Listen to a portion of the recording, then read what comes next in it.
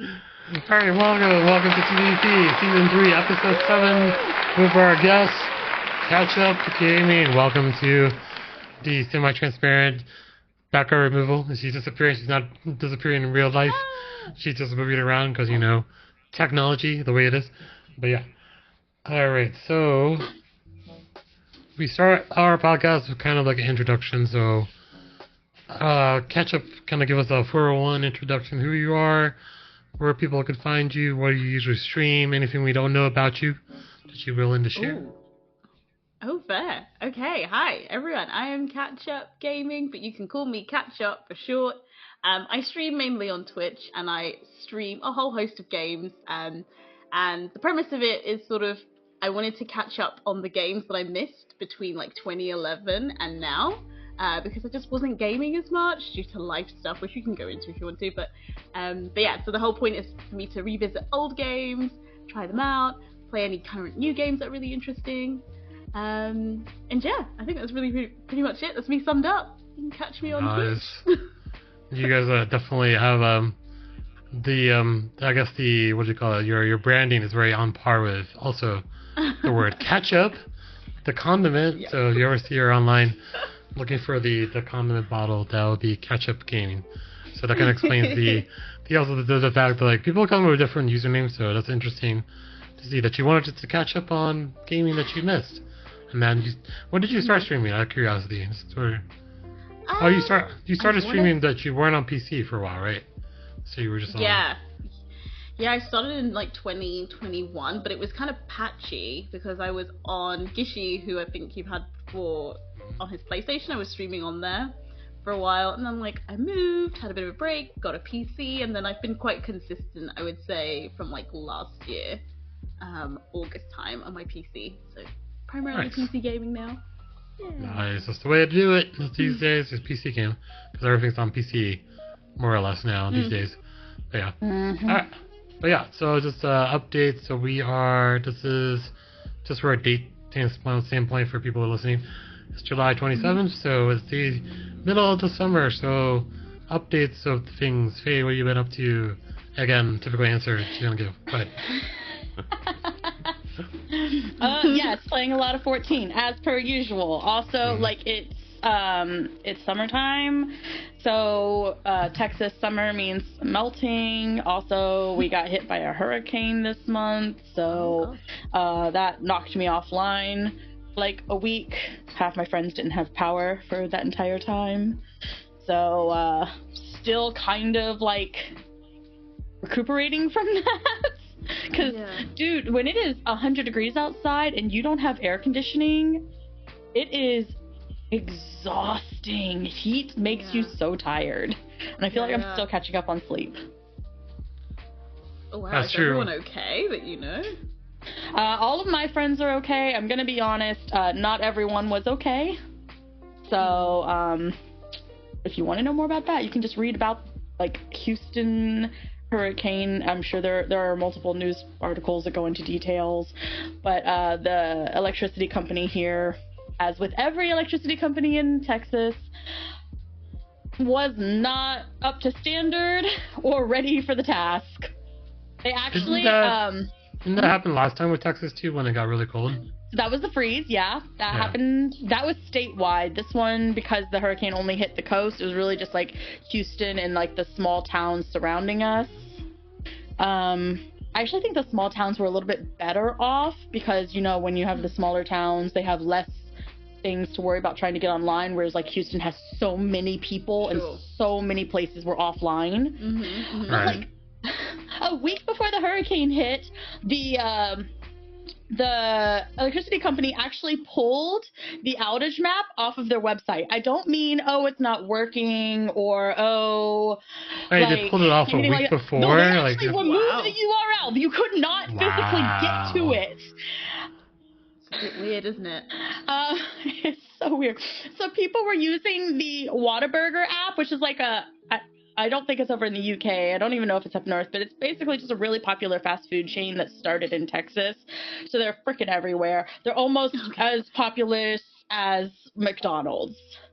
Oh wow. But people were using the Whataburger app to figure out what areas of the city had power, because Whataburger was more on top of updating, like, okay, as soon as the power's back on, we set this store as being open. So you could see, okay, if it's orange, those stores are open, which means that little area has power, and if it's gray, those areas don't have power. And that's how people were kind of tracking where Center Point was actually getting power back to. But it was a whole mess. How resourceful people are for them to go, okay, the main electrical company is out, so we're going to use this next very accurate. It's very resourceful, but also resourceful, but also why did we have to do this? Yeah, exactly. True. So, but yeah, other than that, same old, same old. That was the most exciting thing of my month. Let's see, it being in the last month, so. Trying to think, because it's been pretty low key here. It's like literally Did you say you've done some stuff around your house? You done some like DIY projects or something? Well, I changed the switch in the room to like a smart switch. That was one. So that kind of like, in case I get lazy, I can like turn the fan on and off, and I connected all my ACs to my smart. There's all of these connected to a circuit. Plans with things you've already done. That's probably what's going on. Oh, well, so yeah. You were talking about some things you wanted to do. Well, I wanted to still, the stairs. So the stairs haven't been replaced probably since the remodel. So that's probably pending. And then you sent me a TikTok about the door with the shelf. So I want to try to figure out how to do that closet door with like a shelf, so it's not a real door. They turned a regular door into a hidden bookshelf door, where like it's like a bookshelf on the outside, but then it's like a so it doesn't look like a door. And I love that. So I love that. Ty's the only person I know who's like in any of my friend groups who owns their own house. So when I see stuff that I'm like, if I had a house, I would do this. I just send it to Ty. There you go. I don't come across it often, but that's what character live for me. It's like, Ty, do this for me because you have a house. But yeah, those did do. What was it? I think it was our last Monday. A game night was fun. I had people over, and our main game we played was Captain Sonar, which is very interesting because like I don't know if you guys ever heard of it. It's like literally two teams of like 5 people each. They man a submarine. So, like, you're sitting across the table with, like, this little, like, divider, and then you kind of have to yell directions and going certain direction and saying when the torpedoes are ready, or the mine's ready, deploying them. It's kind of like a very chaotic game of Battleship, where a lot of people are talking to each other. So, I might play the game again at one point, but, you know, like, now it's kind of, like, low-key. I just try to, like, you know, it's very interesting because I used to have people in this house, kind of a long story, but now I'm like by myself, so it's kind of like, what do I do to keep myself active? I have them just on Twitch or streaming or watching people stream or streaming myself, so all of the fun stuff, but yeah, it's like just keeping the house maintained, starting to pay off the AC now because the AC plans started to kick in, just finished paying off my microwave and my electrical panel upgrade, so adulting. You pay for things that you don't appreciate right now, but you know the long haul you appreciate more as time goes on because you get to use them more. Which is my fault with the AC, because the AC now can turn into heating, and I don't have to worry about oil heat as much. Yeah. Because I don't have to worry about heating that in the winter when the units can also produce warmth in the certain areas that need it. So yeah, house improvement projects on the way. My mom's still commenting to me that I need to maintain the yard. So like the overgrowth of the yard, you need to like hedge clippers and go clip certain sections. Yeah. I have sure a suggestion if you don't want to have to do that. Okay, what's it? Rip up all the grass and put down clover. I'm not even kidding. I know it sounds crazy. I'm not kidding. Look up clover lawns. They're beautiful, they're resilient, and they don't require mowing. Ooh, and I'm pretty sure clover is like nutrient enriching. I think it's also good for bees. Yeah, like I feel like when farmers are like farming stuff and they want to rest their fields, they'll plant clover because it will put like nutrients back into the soil. Very I feel good like that's the thing. Maybe. There's a lot of really good benefits to clover lawns. I've also seen people do moss lawns, but I've heard like mixed things on that. I've never heard anything bad come out of a clover lawn. Okay, I will look it up. But the only thing I mean, like the biggest concern would be like check with your city and make sure like you are allowed to, because it will cost a bit to like get the grass pulled up and buy all the clover seed. But it also comes back the next year, so you don't have to replant every year, which is nice. But yeah, you might just look into that a little bit. Okay. I bet I will check it out. The other thing I was suggesting, because you're on lawn care was a big sticking point. So I do pay someone to cut the lawn because I'm too lazy to do so myself. But yeah, that's a whole person you wouldn't have to pay to come out anymore.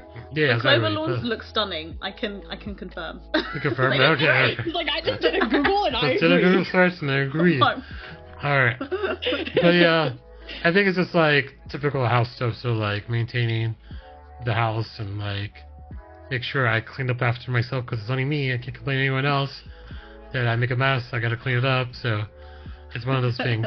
Tasha, do you live in an apartment though, right? Or... Yeah, I live in an apartment on my own.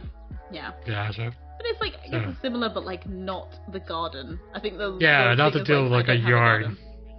Yeah, I got my my landscaper called the company. They were like, we're literally seeing a treatment for like pests outside the lawn. I'm like, I'm never out there long enough to be annoyed by the pests outside of the lawn. I was like, we'll pay for a treatment around the house and just seed it so that no like mosquitoes or flies. I'm like, you know, flies, mosquitoes. I'm like, yeah, but not as much. I don't know.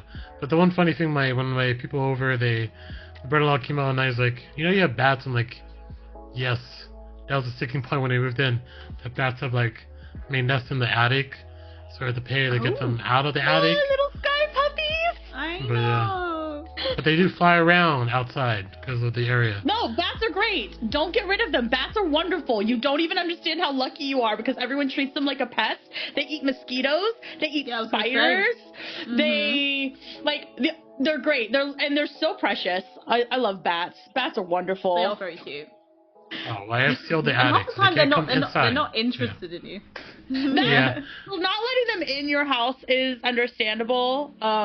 Like, I don't necessarily think I would want bats, like, roosting in my house, but I also would not be trying to, like, move them elsewhere. Yeah, build them a bat house. Build them something outside where they could roost in. Look it up. I'm sure we can find something. I will do a Google thing. Okay.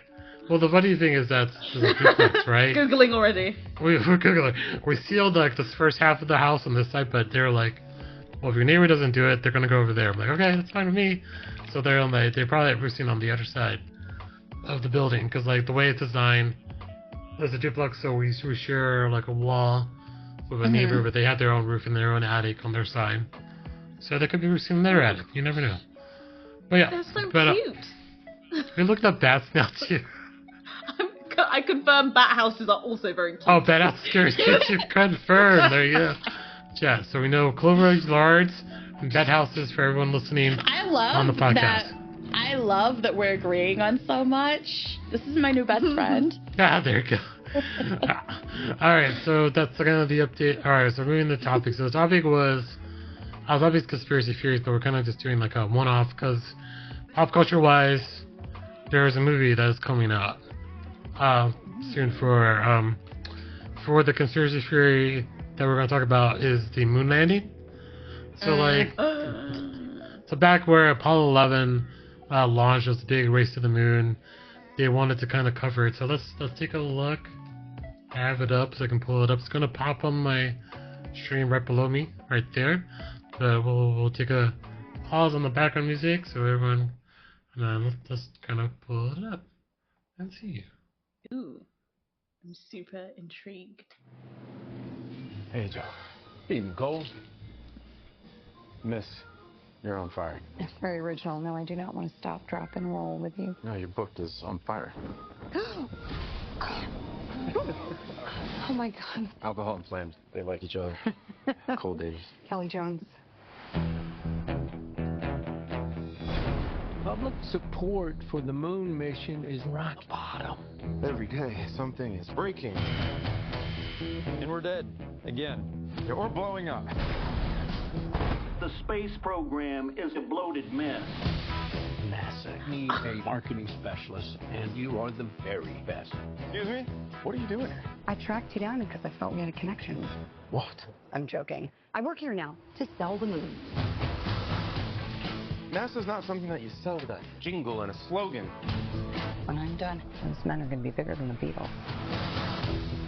Who is that? For me, this is very personal. He's got my name. You told me that your guys don't do interviews, so I had to hire you guys. I'm here for the casting. Who's he? You're a juicy part. 60 missions in Korea. I flew 52 missions in Korea. I flew 52 missions in Korea.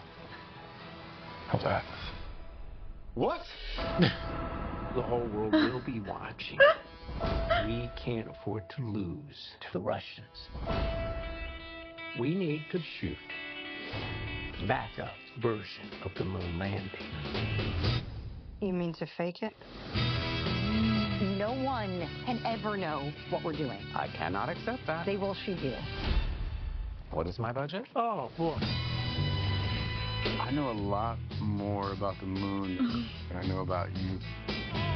Give me go, no go for launch. If you fake this mission, every single thing that we have sacrificed will have been for nothing. You know you couldn't have made it to this day without me. 4, 3, 2, 1. And My Armstrong is a whiny little bitch. We have to recast.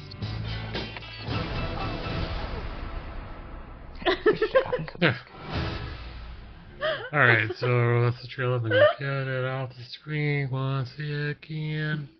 Pull back up the music. But yeah, in terms of conspiracy theories, is probably like maybe the most popular one to ever bring it up. And I think even Faye asked this question way a long time ago, like, what are your favorite conspiracy theories? And I was like, the moon landing, because like that's always comes up as like, was it real? Did they fake it? Like, I mean, apparently, like, and then the funny thing, they did drop Stanley Kubrick, and that's I guess the main theory that falls around that he was the one that actually, I guess, filmed. Well, that was the conspiracy based on that director, for sure. Mm-hmm. So, like, my thoughts on this, because, like, I feel like it's one of those things where back in that day of age, it would be really tough to kind of pull off, but even, like, I don't know, I feel like modern times I could see that being like more like possible, but no, I mean, like, I don't know how to explain it, because like technology from there back then to now, it's definitely changed. And but yeah, like just the whole fact like we needed to fake it to basically see if we actually beat the Russians, because like even the history lesson behind that was like, you know, the Cold War is going on, Russian race to the moon was one of those things where Russia was trying to get to the moon at the same time as the U.S., so the U.S. didn't want to, you know, save it. But and it is a satire. It's not really anything like truly true and documented. And but yeah, it's definitely like it's a fun movie for the summer. But thoughts? I don't know, you guys thought about conspiracy theories or any opinions on this particular one? I think the moon landing conspiracy theory is my least favorite one. Oh, your least favorite one? Oh yeah, because every single thing that anyone has ever tried to put forth as proof of the conspiracy is exceptionally easy to debunk. And I'm like, oh my god, can you find something that I can't, like, with a 30-second Google, prove you wrong, please? Sure. And if you can't, then get a better conspiracy.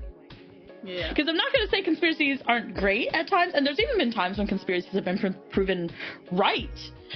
But, like, don't make it where I can disprove it so easily with multiple sources that aren't even just NASA. Like, I can pull resources from other countries to disprove you. I think it's probably one of those that sticks around for so long because you're like, the motive for it to be faked is very, like, you're like, oh, I can see why they'd want to fake it, like, their motive. But, like, if you actually, like you said, looked into disproving all the things that come up to say, oh yeah, it was filmed, and you're like, actually no, it wasn't, this wasn't really possible, you're like, oh, okay. So it's like, it's got no substance, I guess. Is that what you're trying to say? Kind of. I also think it's funny that that's the sticking point, that they want to be like, oh, we faked this. It's like even by Russia's own admission, like, we did beat them to the moon. But they beat us everything leading up to the moon and everything since. Yeah. So, like, like, they're like, yeah, we lost the moon, but, like, they're also the only ones who have gotten, like, a fucking drone to Venus and have had pictures sent back. So, I mean, it's... anyway, moving on. Somebody else can answer their thoughts on it. Oh, gotcha. Besides, anything else you want to add to it? Do you know what? Weirdly, the moon landing, because I have lived in the UK for a really long time, and I feel like it's not something that, like, in terms of, like, the UK's history, like, it's anything of, like, because I guess it didn't involve them in some way. It's not one I've actually sat down and thought, like, formulated my own views on, like, whether, like, like, what I thought about it. I like the discussion that always comes around with conspiracy theories, even if it can be easily debunked, because it's just interesting to, like, talk about it. But yeah, in terms of, the moon landing, I don't know if I really have any strong opinions about it. I'm like, it's interesting. Imagine if it was. That'd be like, and I feel like this is what this film is, right? It's like, imagine though. Imagine if this was real.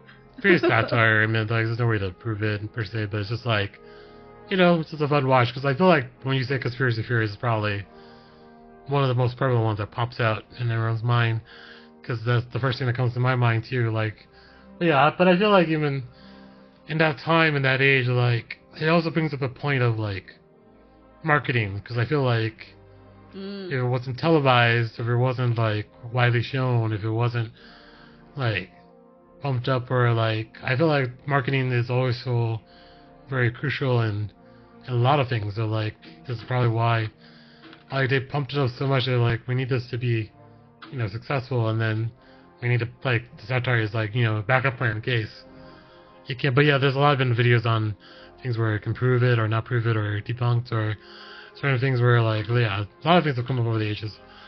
But yeah, I just feel like it's just kind of interesting to think about it, because, like, I guess talk about, like, scientifically, like, if you were able to pull something like that off, per se, that would have been like very, very, like, I describe it the opposite of what NASA was trying to do at that point. But yeah, I feel like it definitely was an interesting topic to discuss as a kind of one-off. So I won't go too far into more conspiracy theories, because there's a lot roaming in the current climate. So we'll kind of put it. But yeah, it does seem like it's a fun movie to go watch, just for the last bit, never to kind of take it as seriously as it is, because, like, that's the one that pops up. Do you have just a kind of like a random tangent? What is Faye's most interesting conspiracy theory that she's ever talked about before? Just curious.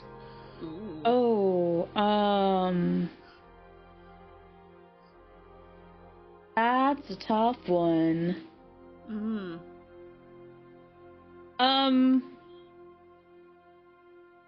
that I actually looked into for a little while, and, like, it has now been, like, we now know what happened, so it's not really a conspiracy anymore, but was the Challenger explosion. Right.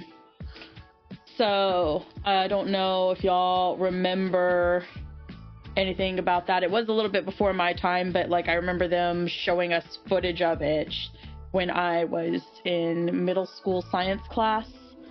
Sure. I don't remember what the context was, but they showed that to a bunch of 14-year-olds. But I think even back then, when I was in middle school, it was still kind of like people weren't really sure what happened. And, well, I shouldn't say people. There were some people who knew what happened, but there were other people who, like, weren't listening, basically. Now it has come out that there were these little O-rings, which are, like, made of rubber, that were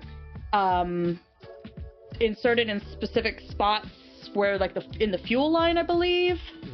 Please don't quote me on this completely, because I am remembering information that I learned, like, 2 years ago. But two of the engineers had, like, worked on this part, and it had gotten unseasonably cold, the night before, and these were parts that would have fallen away in the atmosphere before the temperatures would have plummeted, but it got so cold for so long that it actually caused the rubber to become brittle. And so that morning, those two engineers like woke up at like 4 or 5 o'clock in the morning and were like spam calling NASA, being like, do not do this, cancel the mission, da da da da da. But one of the bureaucrats decided that the engineers didn't know what they were talking about. And don't trust the expert. And so they didn't pass the messages along. And so the mission went ahead, and that's what caused the Challenger to explode, because those O-rings broke. And they were critical parts. So the Challenger it was the spaceship that had like civilians on it? Was that the... It was the one that was supposed to have the first teacher. Yeah, the teacher. Yes, fine. Yeah. And the reason it happened was just because it was 3 little O-rings that were like the size around of like my pinky. Just they got too cold, and they didn't do what they were, because they were supposed to create a buffer, like a bouncy buffer. And instead, when things started to expand, instead of compressing and then spreading like a rubber O-ring usually does, they just shattered under the pressure. And that ended up leading to the explosion. And apparently one of those, both of the engineers, but by the time I learned the info, only one of them was still alive. They spent the rest of their lives feeling like they had murdered that teacher. Yeah. Because they thought they didn't do enough to tell people, or to get them to stop it. And it actually all ended up kind of coming to light because that engineer's daughter had made a post online about like how it had been eating her dad alive for his entire life. And people started like looking more into it, and other like college students who were in like physics programs and like no math and things like that started doing the math. And then they started like talking to their professors who started doing the math, and it's like, oh crap, though this is what it was, but just nobody had been listening to this guy this whole time because the bureaucrats said marketing. It was Marketing. Yeah. They didn't want to pull back from it. Yeah, because it would have cost too much money, and how could these little O-rings be that? But yeah, but again, we didn't know about the O-rings or anything at first, so I remember there were conspiracy theories that like the government had tried, because like I think the teacher that was there won her spot in like a freaking raffle or something like that. So there were conspiracies that the raffle had been rigged to get her specifically on there because she knew something that she was like they were like trying to her, or that maybe it wasn't about her. Maybe there was conspiracies that like a foreign entity had exploded it to halt American progression. This was in the 80s, so it was still so people were still very anti-Russia. So they were kind of being like, oh, Russia's mad that we were beating them, so they there were theories that one of the astronauts inside had done something to intentionally cause an explosion. Maybe like thinking maybe he was like suicidal, or maybe he had been like a spy or something like that. Like all these things were kind of thrown around, and it just ended up being the night got too cold. The night got too cold. Yeah. Wow. One of those things you think about, like the littlest things, and you're like, explanation, but then like people's minds just go like, could be this, could be that, could be anything, could be like, so then like it just blows out of proportion to the point. All right, but then this, we're gonna, thank you for that. We're gonna move on to the next topic, and I know Faye hates it because I always put her in the spot. It's one of those times where the ask me anything question. So like, so Ketchup, we do this thing where it's kind of like a question for the panel, a random topic you want to ask someone. Faye does this many times, and every time I come to her, she's like, You always put me first. You know I never know what to ask, and you always put me first. I don't. I put you last, like, there's many times that you've not been first. Roll the tape, don't you? A time. One time. One time. But do you have a question you want to ask? Oh dear.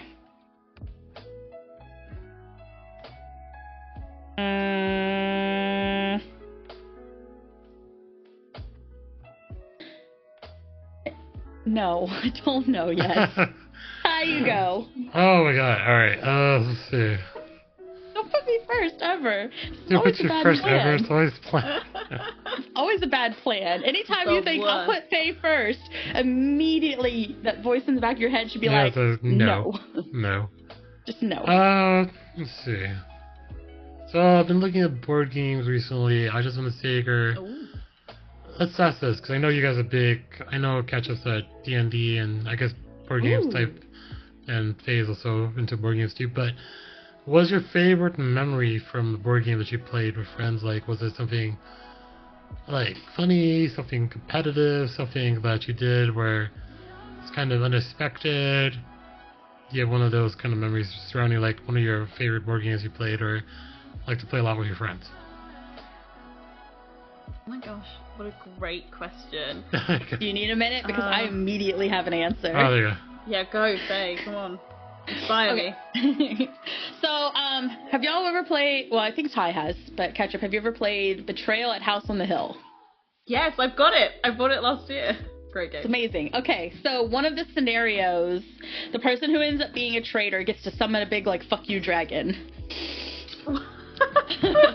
Not done that yet, but amazing.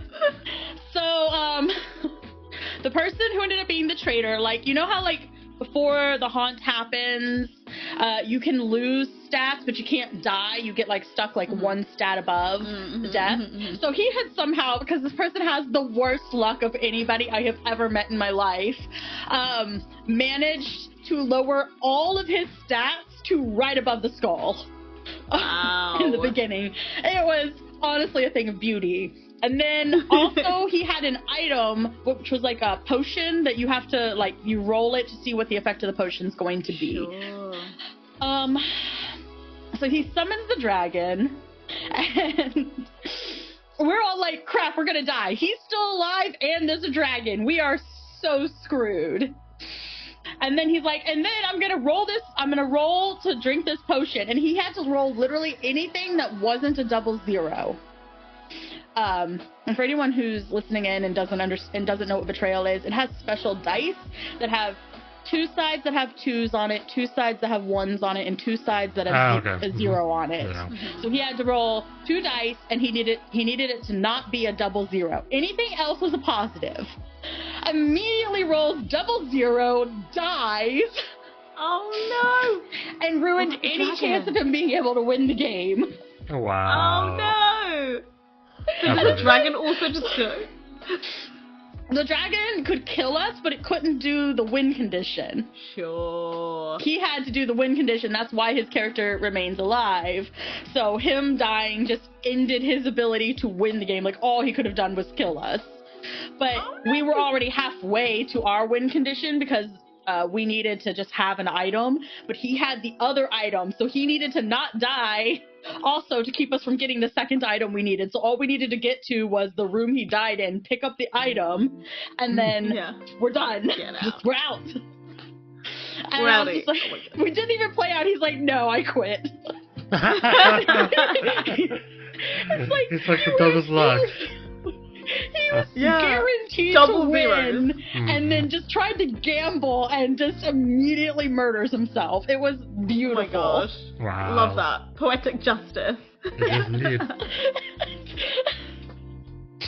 So yeah, that's my favorite board game story. I love that. I was just like thinking about like what my favorite board game story would be. And I think it's just, I guess it's more like situational. So I've been part of doing a Dungeons and Dragons campaign with a couple of other podcasting friends because I used to have a podcast. I met them on Twitter when Twitter used to be good. And when Twitter was Twitter. When Twitter was Twitter, yeah. And we started playing a Dungeons and Dragons campaign, and I remember we were like trying to we had to go into a dungeon, and to access all the lower levels you have to like climb down a rope. And I kid you not, there's 6 of us, we kept failing. Like, we would like roll less than like 10 or something every time, so we'd go to climb on the rope and just fall, take full damage. And like everyone in the party just kept failing. So we were like, okay, we can fight these like Duragar creatures fine, but we can't deal with rope because every time we just keep rolling really badly and falling and taking damage on the rope. So yeah, I feel like that was quite funny because like every time we'd come across like a ladder or a rope, we're like, guys, wish me luck. Nice. Nice. We're gonna do it.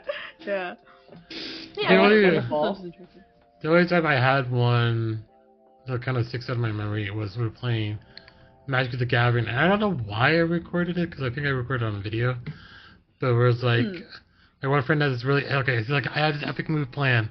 So like, he pulls out like, you know, the card success, and like, kind of like, goes through the steps. I'm going to do this, I'm going to do that, I'm going to do this, and then like, at one point, someone was like, play something. He's like, what? And then he stopped for a second. It's like trying to interrupt him, and he looked over. He's like, but then it's like realizing that didn't have any effect at all, and it's like went on. But then he had a really epic move, and then he's like killed everyone near the end of his turn. So, but yeah, it was just like it's just like the build up, because like it's just like the build up to that moment. Because you know, like Magic, you can just if you play Magic the Gathering, just cards, and like if you have the right sets of cards, you can make the right combo, and just like obliterate everyone on the field. And he actually ended up, but as our friend, it's like he's very, how you describe it, like boisterous within his like way he's going about it. So like, you could hear the intensity or feel it that he was trying to get to a point. So, but it's just the build up to it. And I just have it on videos to remember that I saying that, because like it was when I was very young. So we were like, he was like, oh yeah, come play Magic the Gathering. When I started, I do have a couple Magic the Gathering decks, but years ago I haven't played any since then, but I was big into it when I was like that age, so it's kind of the first like foray into like board games and doing other stuff. And you see now, if I show a picture of the collection of stuff I've had, I have so many board games and some I have not even played yet, because they're just sitting on the shelf there waiting to be played. I have 2 board games still in plastic. We need to have a board game tonight. There you go. Let's go. Hey, Tabletop Simulator. You're forgetting. Yes, no, I definitely am in the works of trying to plan something with that. So like, and Catch Up, you would obviously be invited, but I'm Tabletop Sim on Steam is great, and you can play board games on it, and I have several, and you can get more. So I'm definitely trying to get a board game night going. The hardest part is just half of my friends are in England, or just the UK, or Europe in general, and that's like a 6 to 7 hour time difference. Yeah, a lot of trouble getting everyone together. That's true. Because I'm gonna be honest, Ty, one of the reasons I have been putting it off is because I think Defty would be very mad at me if we had a board game night and didn't invite him, because Defty is also a very big fan of board games, and he has been back in England visiting family for like the past month and a half or so. So been waiting for that to be an option again as well. Oh, awesome. I love that. I love that there's such a thing as Tabletop Simulator. I'm gonna look at that on Steam right now. You should, and it's only $20 normal, but it goes on sale 50% off almost every Steam sale. I'm gonna wishlist it then. Thank you, Faye. Alright. Yeah, so there you go. That's the end question. So, some board game recommendations there for people: Magic the Gathering, Betrayal of the House on Haunted Hill, and D&D campaign. I do remember one memory of a D&D campaign when I first started, and I kind of like wasn't understanding it. And apparently I got passed out because I drank too much at the bar for doing a D&D campaign. I wasn't sure, like, wait, what I do here? I was just like, that's what happened. Hitting that mead a little bit too hard. Apparently, true. Alright, so our next topic, I know it's kind of the thing, because I talked to Katcha about his, like, your interest in art. And I was trying to figure out what to talk about, but this might be just like a kind of reaction type piece, so we'll see. So we're talking about nerd renditions of historical paintings. So, like, the classic ones that you've seen before, and it's kind of like, see, like, what is your thoughts or opinions on that? And the page is up for people, so I'll describe people that are listening to that what we're seeing. So there's one, I just wonder if you can see the version of the Scream, where Rick and Morty did a version of the Scream like that. This is so funny because I mentioned to you I was like in London earlier, like doing a walking tour, and there was some person selling art, and they had the screen, but they had a Pikachu instead of the screen person. Alright, bubble machine's kicking off. 1 second. You don't know the power of the dark side. There you go. Oh, yeah. I have a question, Ty, just completely unrelated. It only just occurred to me. Is that an actual bubble machine? Because I'm not gonna lie, I've been assuming this entire time that you just had like a video file that looked like it's an actual bubble. You want me to trigger it again? Here. The real deal, Faye. I'll trigger it again so you can see Every it. There's time actual... I see it, it's always like bubbles coming from the top, and it always looks the same to me. And so I've legitimately thought it was a video. Well, I don't see it very often. Oh wait, let's turn and so my brain just goes, yeah, those are the same bubbles. Alright, 1 second here. I'll turn on. No fakery in the Thai studio. It's real deal. I looked over just now as he's saying that. I'm like, wait, that doesn't look the same as usual. Oh yeah, here, hold on. Here, let me turn off the. I'll turn off the filter for a second so you can actually see it, and I'll activate it. Okay, so now you can see my whole room in all glory. You can see the background, everything. So let me turn on the bubble machine again. Oh, it's a special Ty showed his room for me just so I could see the bubbles. Yeah, there you go. Activating. I know. Oh my god, that is a bubble machine. It's a bubble machine right over there. Oh my gosh. I swear every time I always see them coming from the bottom of your screen somehow. Well, on the actual overlay, it does show up on my computer screen if I'm on that screen. But yeah, it does. It just kind of like. I love how you have a bubble machine. That's amazing. Lumia activates on the plug, so like some events will trigger it, and it'll shoot out. So we have a. It's like sitting right next to me too. So like every time it's like thanks for the bubbles, and it's like just like she's right over my head too. Just in your face. Yeah, my face. All right, so yeah, like. But yeah, like, what did you say about, so you were in London and looking at art too, or walking tour, or what was your thing? There was like a person selling art on the street, art. You know, yeah, and they had like a little canvas, and they had like Pikachu as the screen person. Oh, Pikachu, and it was very cute. I feel like this is a good reference of pop culture and reference of like how to incorporate this. So like, Lady with Army, you know this one on the right, you can see it. Love Game of that. Thrones. That's really cool, actually. Yeah, yeah. So I feel like Daenerys, yeah. So like, there's like, I feel like this is like a interesting trend because like to get people into like I still respect the originals. The originals are always the best ones, but still like the originals that you've grown up with and know and have this kind of like siren rendition of popular pop culture one. This one's probably everyone can see that one. Mm-hmm. One with Parasol. You see the reference there? Oh, it's Totoro. Totoro, yes, from the animated series with the little kid from that one too. So like, I feel like this is like one of the versions of art that people like younger people or people that have grown up with this kind of characters would appreciate it. But yeah, here I can't pronounce his name. How do you pronounce his name? Miyazaki, yeah, that's Totoro. So in Monet's picture, so Monet was the original. This is the one there. And Van Gogh's self-portrait. That is very Monet, actually. Yeah. Van Gogh's Sorry. This is funny because, like, again, I think I actually have a photo of it.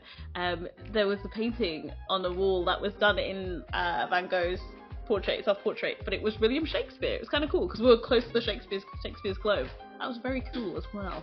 So I have a fun fact about Shakespeare pictures, photos, portraits, whatever. None of them are actually of Shakespeare. Oh, interesting. We don't know what Shakespeare actually looks like. In fact, there's a fairly popular theory amongst historians that Shakespeare was not one person, but like a group of authors who worked under the same name.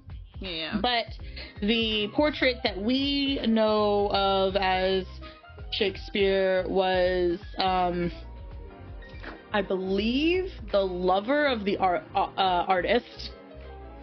Oh, sure. Interesting. That's super interesting.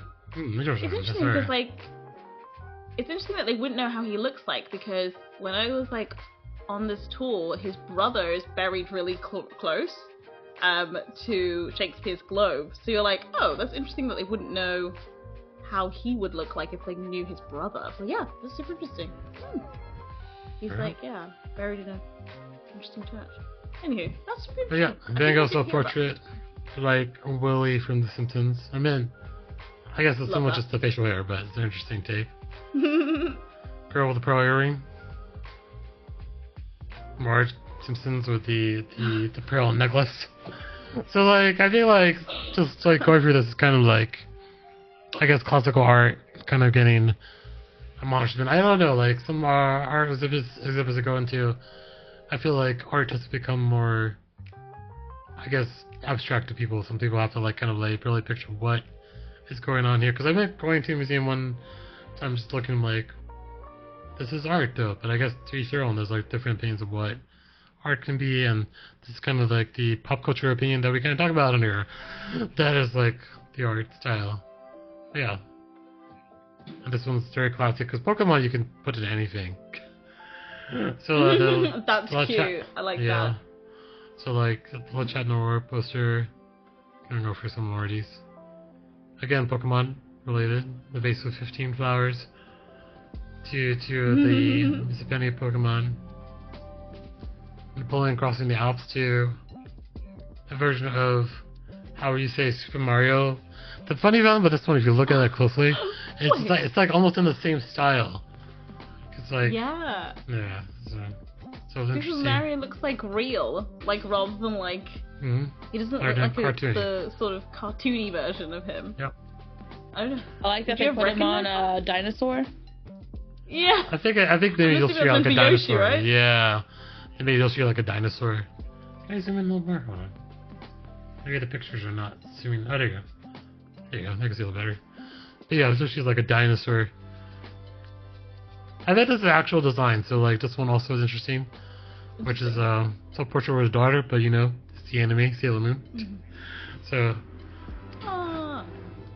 yeah, the girl in Japanese costume. I feel like some of these are just like way out there. The Cookie Monster. Yeah. Yeah, that one's a bit weird. Yeah, it's a little weird. Why the Cookie Monster? But there you go. So, but yeah, art form and art. So I know like it's hard to kind of like talk about art because on a podcast because you have to actually look at their art. So we're looking at these images where it's literally, and you're listening, literally like pop culture pictures as the classic art counterpart. It kind of almost like, if you guys ever played Animal Crossing or not, there's like this one part where there's an art dealer where you have to like identify is this real or is this fake. Yeah. So it kind of makes Dodgy Red with this fake art. But so it's close enough, isn't it? Yeah, exactly. It's close enough. I don't know why I imagine him with a Cockney. I imagine him with a Cockney accent. Cockney accent. There you go. But yeah, so that's kind of like the topic. So alright, so that was our second topic for geeky art. Kind of like those actual art pieces, but I guess anyone can go through and make like a rendition based on some more classical things. So now, our next topic, catch up. Do you have an AMA question for the panel? What do you want to know? Anything that I want to know? Yes. Okay. What is like your earliest memory of gaming, whether it's tabletop or anything like that? And like, as in like it when you think about me younger doing like gaming, this is a memory that like throws me right back into like that age.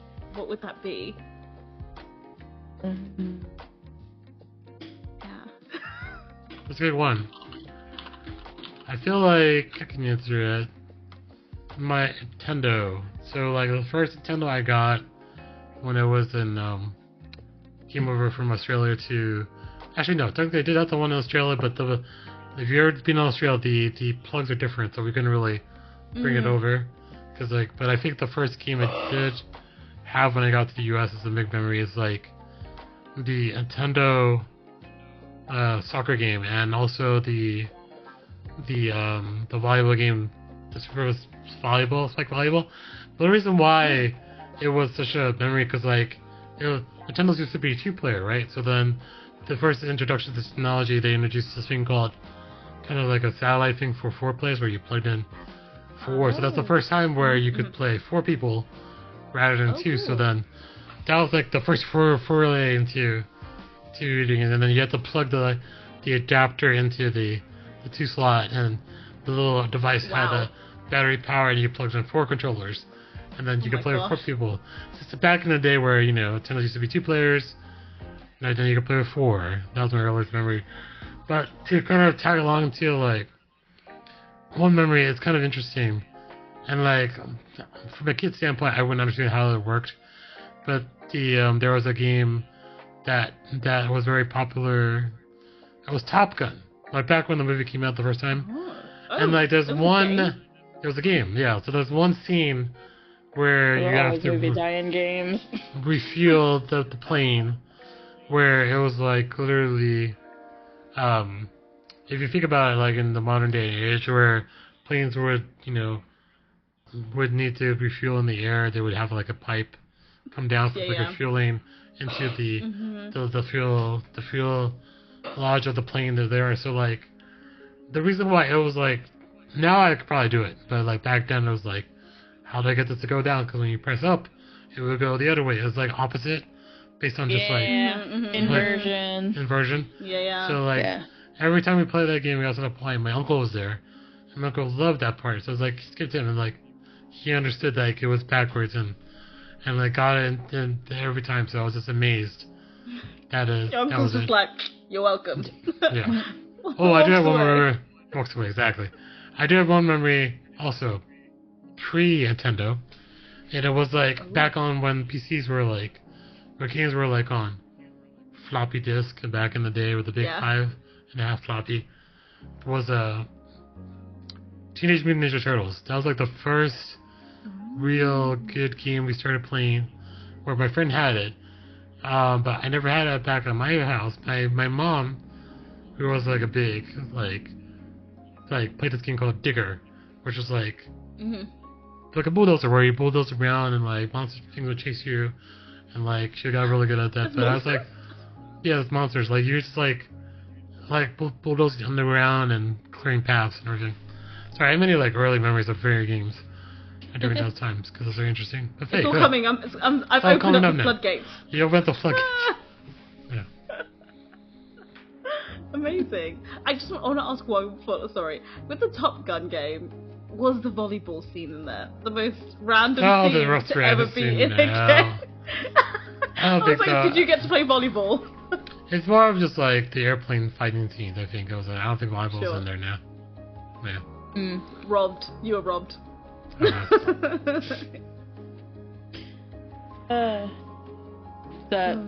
Thinking about the volleyball thing, if that had been in there, makes me think like it's like when they I'm messing up my own joke. They wouldn't put the volleyball scene in the Top Gun movie because it would have just ended up like Blitzball in Final Fantasy X, where nobody actually finished Final Fantasy X because they just enjoyed playing Blitzball too much.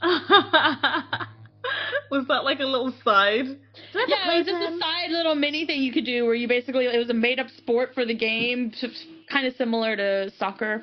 And you could like build a little team and like do your thing. And people had so much fun with it. People were putting in like hundreds of hours just playing Blitzball. Love that. So like when 10-2 came out, the biggest complaint that I heard was no more Blitzball. That's the Blitzball. Yeah, I think I played 10-2. I never played 10. Don't ask me why. Like, you should go back and play 10 because like my opinion on 10-2 is, what are you talking about? They never made an second to 10. No, there's no sequel. It doesn't exist. It is not good. It's never there. I never finished it, so I think that's yeah, no, that tracks. But 10 is really fun, and if you never get past the Blitzball part, completely understandable you're in good company. Not because the game is bad, but because Blitzball is that fun. Yeah. Nice. Amazing. So, let's see. My earliest memory is probably So like my parents were divorced and my dad traveled for work a lot. So flying me was sometimes difficult because he didn't know where he was going to be. And there was one year where like my mom had bought my return ticket home, but like 2 or 3 weeks before my flight was supposed to be, my dad's company was gonna send him to another place, and it actually was gonna take him out of state. So obviously I can't go because I have a plane I've got to catch because I got to go back home for like school and stuff like that. So I ended up getting dropped off at my uncle's house who lived in the state, and he, you know, just unexpectedly has like a 6-year-old dropped in his home. This man is not married and had no kids. There was nothing in his house for children. Yeah. And so like when he found out, because you know obviously my mom and my dad are like trying to figure out what they're going to do with me, and so she called him and asked him. He's like, I don't know what to do. And so this man goes out and buys a Sega. Oh wow. Because he's like, well, I don't know what else to do with her, so here's the gaming system. Huh? Yeah, that's what the kids want, right? Yeah, he just kind of went to Walmart and asked one of the people who worked there like what kids liked, and like he didn't want me playing outside because he had a pond on his property. He was afraid I'd fall in. So if he wasn't home, he didn't want me going outside. So yeah, he just bought me a Sega and said stay inside, and got me like a Sonic game, I think. Oh, nice. I remember those for Sega, yeah. Yeah, because like he wasn't able to take off immediately because like the difference between when my mom asked him and when I got dropped off at his house was like 2 days, which is not enough time when you're an adult to ask for like a week off. Yeah, for sure. So that whole first week, that's all I did was just sit in his house, and he just bought me a bunch of snacks that didn't require like microwaving or using the stove or the oven because I was 6 and I shouldn't be using those things. So he's like, there's like Lunchables and chips, and just don't burn the place down. And then I was with him for like 3 weeks. He took 2 weeks off because he had saved up time and spent the time with me, so it was fun after that. But for that first week, it was just me and Sonic. I think I actually beat the game. Nice. Oh, amazing. Nice. Nothing else to do. Oh, there you go. So, yeah. Amazing. Gotcha. What is your first favorite memory, earliest memory? My earliest memory, it would be similar in the sense of there was an uncle and there was a Sega and there was Sonic, weirdly. Nice. Friend! Yeah! So, I was living in Zimbabwe, which is where I was born, and my uncle had a Sega Mega Drive, or I never know if it's a Sega Mega Drive or a Sega, oh god, I can't remember the predecessor, but I remember that he had like Sonic, he had Double Trouble, or was it Double Dragon on there. And I remember me and my brother Gishi would be like taking it in turns to like play the Sega when we're sitting on the floor in his house, like taking turns to play the Sega. I remember it being really hot, and like my uncle, like he had dogs, and he had like a puppy that was inside that had to have like surgery on his leg because I think like his leg hadn't quite formed, so he had like a little brace, so he had to like stay inside with us. It was great. Like that's one of my earliest memories, was playing the Sega and playing Sonic and Double Dragon, because you could co-op on that as well. So like yeah, that's my earliest memory. Yeah. I do remember Contra. Simple Super times. Contra. The Super Contra had the code. The up, down, left, right, A, B, let's select. Start wherever that code was. Really? The Kenobi code, yeah. I do not remember that code. I remember that code. Yeah. Yeah. Well, it's back in the days where games were a lot simpler than they are now. That's true. Yeah. Back when we earned our cheat codes by playing the game and not by spending $10. Exactly. Right? Yeah. Exactly. Motherload. I know it's the same, but still cheat code. All right. So I think that's become a cheat code in most games at this point. Yeah. Mm-hmm. I can't open the command and type in motherload and become rich. What even is your game? Oh yeah. That exactly. All right. So moving on.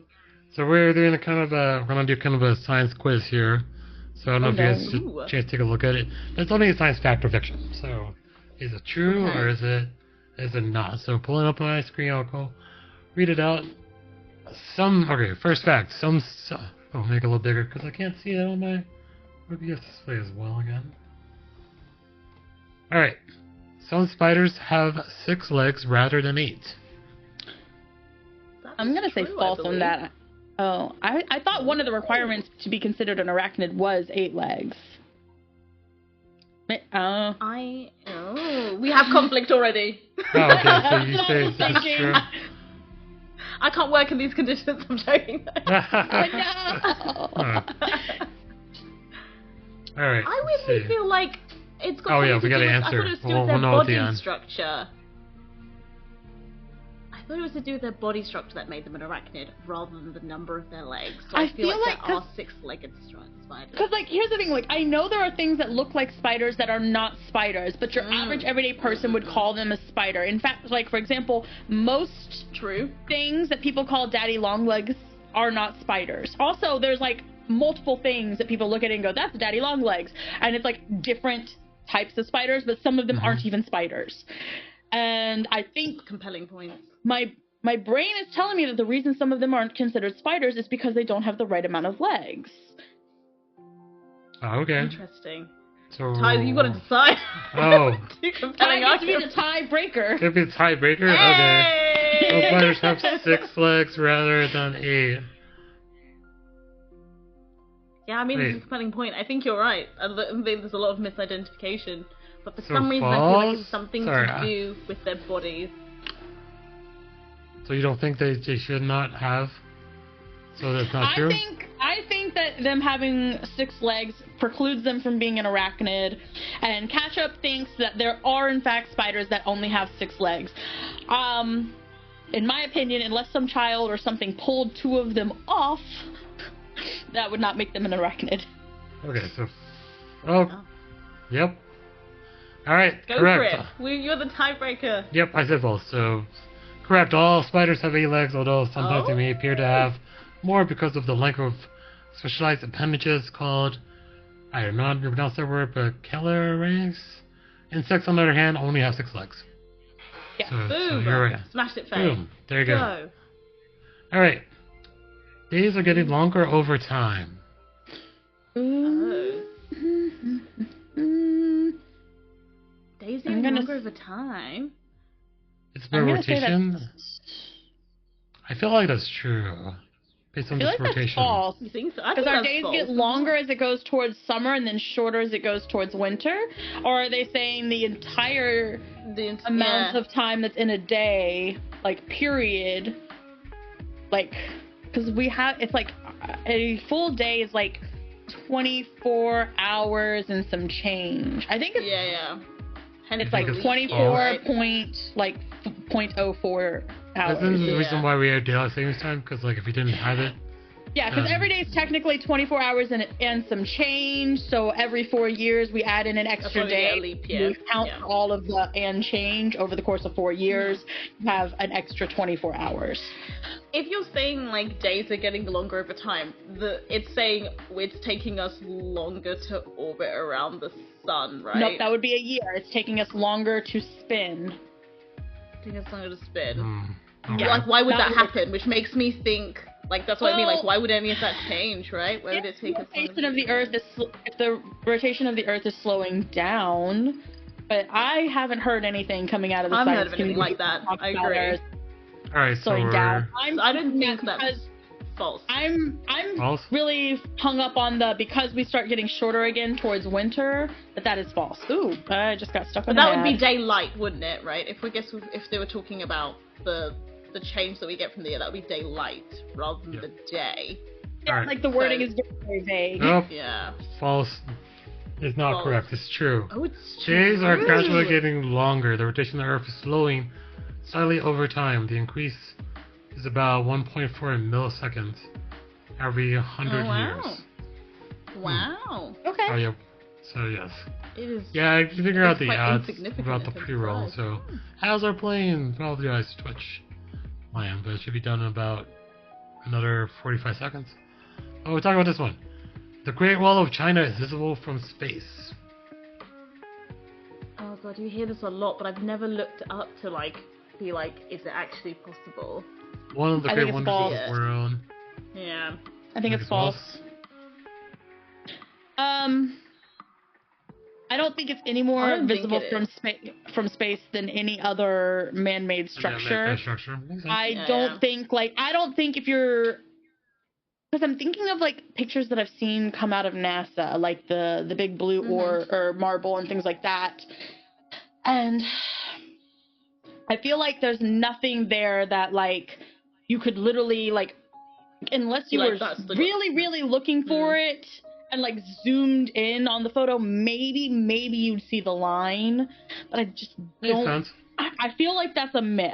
That's a myth. Okay, catch up. I also feel like, yeah, like it's one of those things where, you know, when people like talk about it a lot, but you're like, I've never looked into this because I've never really cared. But I also feel like you said, so I'm assuming when they say like a satellite image, oh yeah, you're visible from space. I'm orbiting at the Earth. Why would I see this wall? And I don't feel like you'd be able to see it. Okay, I don't feel like you'd be able to see it. All right, so let's go false. Yeah. Correct. It's not visible over space. The Apollo astronauts could not see it from the moon and the International Space Station. Yeah. Commander Leroy Chiao did take a photograph from the ISS where you can barely make out the wall, but that's low Earth orbit and not actually space. It might be accurate to say that the Great Wall is visible from space without magnification. So, yeah. Or it's not visible without magnification, yeah. Okay. Yeah. Moving on. Most people only use 10% of their brains. False. Inherently, it is inherently 100% false. You use 100% of your brain. Okay. Ketchup? I think that is false. I don't know if it would be 100% all the time. Not all the time, but that is also the question also doesn't say anything about all the time. Yeah. True. Yeah. Okay, at any given time, you're still using more than 10% of your brain, Yeah, even while you're sleeping. 100%. Yeah. Yes, you use your brain, just not all at once. The widely held science myth was disproved when scientists started image brain activity. So you guys are correct. Alright, next one. Let's go. Alright, next one. Dry ice melts into liquid carbon dioxide as it warms in a room. No. Like dry ice is... No, it goes straight to a gas. Isn't it? Yeah. Yeah. Oh yeah, it goes straight into a gas, but why do I feel like it's also nitrogen based as well? Unless I got that wrong. I mean, maybe because you're thinking of liquid nitrogen, but liquid nitrogen stays a liquid much lower temps than dry ice is in ice form. Dry ice is carbon dioxide. That's why we tell people, like kids, don't put it in your mouth because you can kill yourself with that because it's pure carbon dioxide. You can't hold it in your hand because it'll cause chemical burns. If you're in a room with a bunch of dry ice, you have to be very careful. It's why we don't use them like on Hollywood sets anymore, and you really shouldn't use them at like enclosed parties where people used to use them to get the fog effect because it is a poisonous gas and will kill you. But liquid nitrogen is like, it stays a liquid well below 0 degrees Celsius. Like, you stick other things in liquid nitrogen to flash freeze them. Freeze it, yeah. So that's where the confusion's coming from. Yeah, I think it goes straight into carbon dioxide gas. It does. It goes straight into a gas. Okay, true. Wrong. What? At ordinary temperature and pressure, dry ice sublimates directly into carbon dioxide gas without a liquid phase. Liquid carbon dioxide can exist, but only if the pressure is controlled. I think it's like... Wait, I think we meant to say false then, because the statement was saying it turns into a liquid, and we were saying no, it doesn't go into a liquid. Oh, it goes into a gas, sure. Yeah. So you meant false. I was like, that's what we were saying. I apologize. I think it's the wrong one. So you have to... I apologize. I was like, I'm not wrong. I know I'm not wrong. Alright, so if you swallow gum, it stays in your stomach intestine for 7 years. False. I disagree with that. It's not true. Yeah, I think it's false. Your stomach is stomach acid is one of the most corrosive substances in existence. Yeah, so correct. Most modern chewing gum is made from ingestible polymers. If you swallow it, it passes through your digestive system unchanged, while rare, Just poop it out. it's possible for the gum or other uningestible matter gets stuck in the intestines to form a calcified body called a benzoate. Benzoate forms the remnants much more often than in humans. Okay, there you go. The sky appears green during some thunderstorms. True. The sky can appear green during some thunderstorms. I can imagine why that would happen. You're changing the ozone, like that we have like you have changes in That's like, literally a warning sign of a tornado coming. If Really? the sky looks green. Yes. I've never seen a tornado, so I'm like, oh, okay. Oh yeah, okay. Right. I forgot that you're across the seas, so they're not as common for you. But as someone who had parents or grandparents who lived in Ohio, which is in the middle of the tornado alley, yeah, if you see a green sky, just start watching. That's to do with like nitrogen or something? What is it? Say green clouds are due to the scattering of light by water. Green seems most common when ice or hail is present in cumulus clouds. It is not common but does occur. Usually signifies a severe storm. So there you go. Boom. Okay. A cockroach can live up to a couple of weeks without a head. I believe it. Ooh. I have believe no it. idea why, but I can imagine that. Because they're really hardy. Don't they say like they can, well, I mean, I don't know, again, this is a conspiracy, but they'll be able to survive a nuclear blast. Yeah, like you always hear of that. I don't know how true that is, but like, well, I can imagine they survive without a head. They survived like Chernobyl, and there were cockroaches that survived the 2 bombs dropped in Japan. So I'm gonna say yes, they can probably also live without a head. Yeah. I will believe anything that these guys correct. can survive. Cockroaches can live for weeks without their heads. Another interesting fact that insects can go for 6 weeks without eating, and then they can just eat just about anything. Soap, hair, leather, you name it. There you go. Yeah, those things are. Folk. Urinate on a jellyfish sting is an effective remedy. Definitely true. No. No, it's not. I disagree. Oh, okay. I feel like it Ketchup gets to be the deciding vote here. Yeah, no, that's. Okay. I don't think that's true. Yeah, because I'm trying to think of what causes the jellyfish stings. I'm just trying to think what's on their tendrils that would cause that. And why would urea be a thing that would... I believe I heard a rebuttal to this, and I have this vague memory that they said not only does it not help, but it has the potential to make it worse. Worse? Okay. Alright, catch up the side. Yeah. But I could be wrong. It's happened before. It's true. I have been stung by jellyfish. Nobody did urinate on me. So I'm gonna go on. I think I'd be more mad about somebody peeing on me than by getting stung by the jellyfish. Okay. Yeah. Because like the jellyfish, I was in its home. Yeah. Look at that jellyfish. Yeah, look at that. So is it false? How beautiful is that? I don't think it's true. Yeah, I think it's false. Okay. Correct. Oh, wow. It will not help. May make the situation worse, as Faye said. Distinct from the man-of-war heat, as from hot sand or an acid or base, vinegar or baking soda can't inactivate the toxic protein. Oh, okay. Oh, fair enough. Boom. So it's like an acidic sting. Yep. Wait, it said an acid or a base, which are opposites. What? Oh no, if it's acid. If the sting is from a man of heat. That's from hot sand or an acid or base. Or an acid or vinegar or baking soda. Oh, the same. Yeah, an acid or a base, yeah. Or a base. So maybe it's just, it's a protein. Okay, it's a protein. That makes sense. Oh, so that would anything break down the in protein. extreme is what they're saying. Yeah, it would break it down. Fun fact, if you're cleaning with bleach and you've ever felt your fingers get slimy, put lemon juice on your hands. The sliminess is a chemical reaction. Your skin is being eaten by bleach. You put the lemon on there, it neutralizes the bleach. Boom. You had to hear first. Smallest cause reddish sunsets. I feel like yes. I'm gonna. Ooh. Oh yes. Ooh.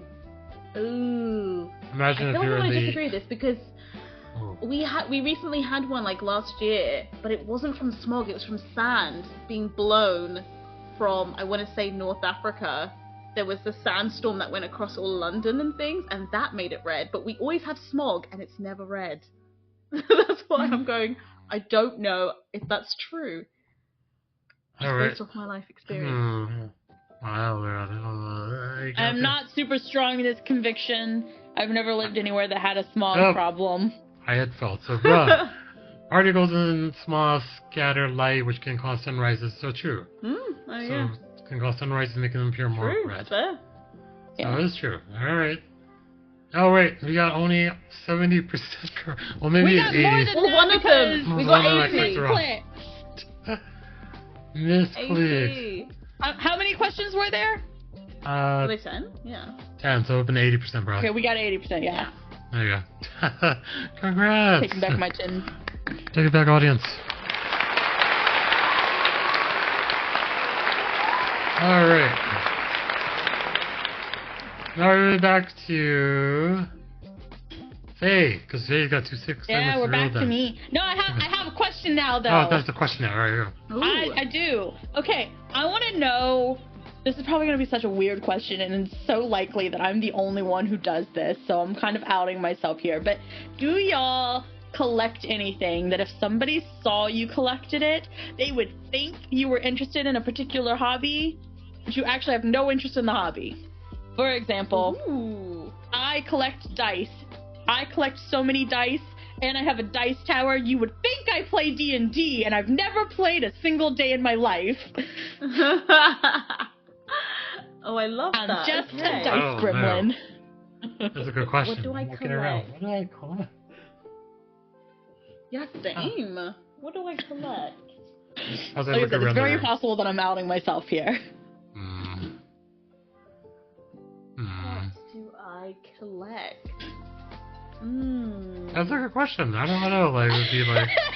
I'm gonna get answers like next week, and they'll be like, "I thought of what it is." Yeah, I was like, I don't know. I'm genuinely like trying to think. I'm like going through my entire house. Yeah, I'm looking too. Like. I mean, obviously it's gonna be different for every person. Yeah. You collect. Okay, well, Catch-up's a girl. So I didn't ask your pronouns. I'm gonna go with girl until you say otherwise. Do you collect notebooks like so many of us do? And if so, are you someone who actually journals, or do you just keep them empty on a shelf? I do have a lot of those, but I do journal, but I also have bought notebooks where I'm just like, this is so pretty, and I'm actually not even planning to write in this. Oh, there you go. But you do journal, so that doesn't actually because you do the thing. You're just not planning on that notebook. Yeah. So I also have a lot of notebooks in the exact same way, where I do journal, but I have some that are just there to look pretty. Yeah. There's something I do collect, but then the reason why is just because if I travel to like some other area that I've been to, I usually look for a magnet. But then I don't think there's anything that would constitute what collecting magnets would do. So if I saw a magnet collection, I would assume that you travel, but you literally just said you buy the magnet where you were. So you do in fact do the thing associated with the magnet. Yeah. So no. So I think I just outed myself. So I think that's all this was. I didn't think about this. I know. I think it was like. Is there anybody in chat who knows what I'm talking about, who has a similar kind of thing to just me? I'd be super intrigued. Collecting dice and not playing, interesting. I can see how that happens. Is it something that you buy, but then you just don't use it for the purpose that you Yeah, if you use it for something completely different, that would also count, but like something that's very much associated with like one hobby or like one thing, and you're like, I don't do that at all. You might be honest. I don't know. This is such an interesting question. I actually have several things like that, and I'm making myself feel real sad right now that y'all have nothing, and I'm just like, man, my ADHD be fucking me up. Yeah. Because like, I also have a collection of fabrics. So y'all's immediate thought is, she sews. Right. I do not know how to work my sewing machine. That is something that I need to learn how to do. I mean, like, I can work it in like the barest things, but I have fabrics for bookbinding. Oh, sure. Because I use them as the covers of the books. And so I have like a collection cool. just in case that I'm like, oh, this is pretty. Maybe I'll make a book with this someday. Obviously, I still have the collection, so I haven't made them into books yet. But yeah, totally unrelated to the hobby you would expect me to have. True that. This is Yeah, very no, I don't think I interesting. have anything like that. But I don't know if it's like a space thing for me. I had to like get rid of a lot of stuff when I moved, so I'm like, and I have so little space in my place. That is completely understandable. Yeah. That's so cool though. I like that you collect dice and you have a dice tower. And I can see how that happens, 100%. They're just so dice pretty. are so pretty, and they're so customizable. Yes, Exactly. I love them. I feel like, yeah, the only thing I ever buy a lot of, and then I don't know, but then you can think about, like, I usually have, like, posters or pictures from Comic-Con, but then they just go on the wall. But there's a point where, like, I feel like I'm going to run out of wall space. But then what do I do next? Yeah. I don't know. But then you can see certain areas of my house is like, oh yeah, he's got a lot of pictures here and there, so... But yeah, it's not necessarily the norm, because literally people, like, want to keep decor that's, like, not very specific to something, and I don't know. I feel like I clutter up a lot of areas with different pictures, because, like, Batman and Batgirl is facing me there. I have Batman again with, I guess, I forget her name, but the magician character. And that was Zatara? Joker? I don't know. No, He's not Zatara, really the magician, magician. I think Zatara or something. I'm looking back there, video games, Star Wars. I just like a lot of geeky art in the fandoms I'm associated with, but putting them on the wall, so yeah, I don't know.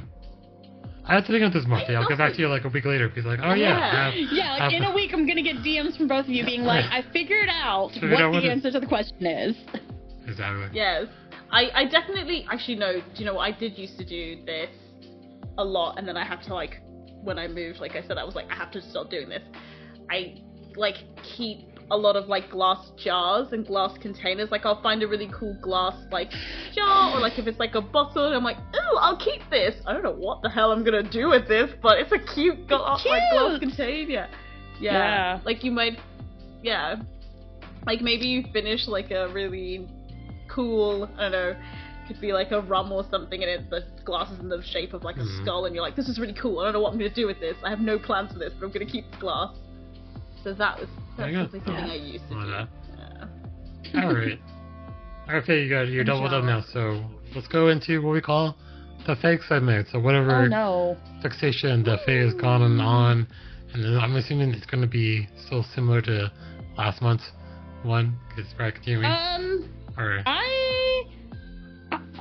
I kind of got thrown off with the hurricane, as I said earlier, so I haven't really had like a super focus on 14. Like, I've still been playing it, obviously, but not nearly as like hardcore as I was, because I'm like had to clean out all of my fridge because everything that was in the fridge went bad. So I've been working a lot of overtime to make up the money that I had to replace the food. So yeah, less gaming time this month. Most of my gaming has been when I have been on stream, honestly. Trying to think. I've been spending time like organizing and planning to move when my lease is up, so that's honestly most of what I have been doing. Just like work, stream, and then prepping, so pretty low-key and stuff. Yeah, I've been real boring. I've been like a hermit. Don't talk to me. Ask me to go anywhere. I live in my space, and that is it. Understandable though, considering the natural event that took place. You know, that can throw things off, I can imagine. Yeah. That's adulting at its finest, when you have to buy food to replace the food also, that got destroyed. Also, my cat's really nervous. Like, he was freaking out. He was not happy. He is a scaredy cat, and while the storm was going on, he was. If he could have crawled inside my skin to hide, he would have. That's how like attached to me he was. I wish so. So even now, like, he's been really clingy ever since. Like, he is very much like laying on my foot, and every time I have tried to move it for the past 30 minutes, he reaches out and pulls it back. Pulls it back. Just like, okay, buddy. Dang. I'm here, it's okay. Oh. Well, there you go. Well, not as a... At least you're Well, there you go. Well, it makes sense because like the hurricane just threw things off, so you're kind of like trying to recover from that for sure. So not my fixations on anything going on. But yeah, I don't even have a fixation song either. Like nothing. It just threw me out of my whole little loop. Every time you've been streaming though, you've been going the Mana Mana song. Every time you make that tune, the Muppet song. Oh, that's because of Mon. That's there was one. But Mon mentioned it in what was that? The Muppet song. The oh god, we have to look it up. Yeah, so I'm playing. I've been playing this game called Song of Horror. Really great game if you like horror games and puzzles. Fantastic. 10 of 10. Cannot recommend enough. One of the best horror games I have ever played. Oh wow, that is glowing. Yes. And tidbit: if you ever play it, you gotta have to fight Faye. Be like, Faye, I need your help. If you are nervous about if you're nervous about getting lost or anything like that, I am a human guidebook for the game because I have played it multiple times, and I've also have that category favorited. So whenever I'm bored and I have time, I'll pop into Twitch and see who's streaming it and see if they want help or need help. Otherwise, I'll just keep it on in the background. I really like this game, guys. Amazing. Okay. But one of the funny things about the game is this is called Song of Horror, and you don't really hear the song, which makes sense in context of the game. So we were kind of making jokes about what the song must be, and I was like, oh, it must be the Lamb Chop song, the song that never ends. And Mon, who is my mod, was like, oh, I always picture, and she said the name, and I was like, I don't know what that is, and it apparently comes from the Muppets, and she linked to it. But yeah, it's the I don't know what the name of it is, but now because I'm still playing, I'm in the last chapter of the game. When I'm playing it, her little comment is in my head, so I'll be going through a part where it's there's nothing happening, I'm just walking from point A to point B, and I'll catch myself just humming it because what else can I put here? Very often she's like and walks a little more, and then you all agreed, all my chat agreed that was the song, and so I'm just giving you what you asked for. Exactly. Also, it would be, when a song is so chirpy in a horror setting, it would actually be really chilling. You're just walking along. Why children's songs, you hear a kid start singing the Ring Around the Rosie, and you immediately just want to nope the fuck out. Yes. Yeah. Exactly. Yeah. Well, there you Love go. That. Oh yeah.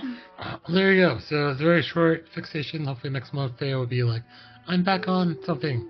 So we'll see. I'm sorry, guys. I'll do better next month. Don't apologize, Faye. Don't apologize. It's all good. It's a shorter podcast for that reason. No, I'm just kidding. Sorry. In my defense, I did a lot of. I kind of front loaded a lot of it at the beginning when you asked how have I been, and I was like, let me tell you. Oh, there you go. You did exactly. You did. So. All right, so we should end the podcast. So thanks again. So Ketchup, where can people find you? Oh, where can people find me?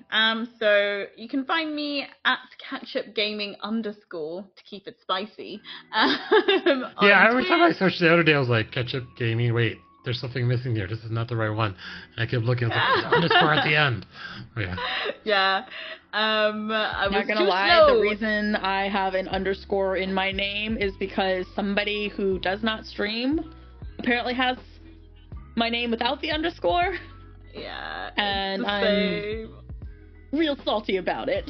Okay. It's disappointing, isn't it? It's I'd be less disappointed if they also streamed or seemed to have any activity whatsoever, but as far as I can tell, they don't. No. I think they're a lurker extraordinaire, which more power to you. I love lurkers. Do not get me wrong. But I just want the name. please. Listen, buddy, let's strike a deal. Slide an envelope I across do the table. check periodically to see if the name is available. I see if they're still like active, because the second I see that name is available, I'm taking it. Yeah, absolutely. Like Faye, I do have an underscore, but mine's right at the end. So yeah, at @catchupgaming_. You can find me on Twitch. I'm on Instagram, and I'm now on Threads. I got off Twitter, and I'm now on Threads, and having a fantastic time. Yeah, I noticed that too. I was like, wait, she's not on Twitter, she's on Threads. Everyone's on Threads now. Yeah.